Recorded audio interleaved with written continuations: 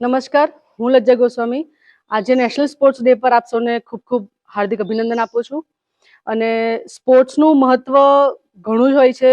આપણે ગુજરાતમાં જુઓ, ભારત દેશમાં જુઓ કે જે રીતે ખેલ મહાકુંભ શરૂ કર્યો તો એમાં ઘણા બધા નવા નવા સ્પોર્ટ્સ પર્સન ઘણા બધા ઉપર આવ્યા છે, ઇન્ટરનેશનલ લેવલે મેડલો જીતે છે.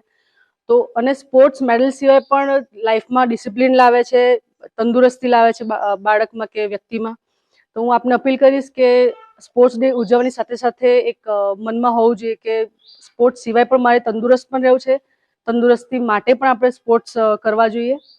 અને બીજી એક મારી આપ સૌની અપીલ હતી કે જે ગુજરાતમાં અતિવૃષ્ટિ હમણાં સર્જાઈ રહી છે, ખૂબ જ વરસાદ પડી રહ્યો છે, પૂરની પરિસ્થિતિ આખા ગુજરાતમાં ફેલાઈ રહી છે.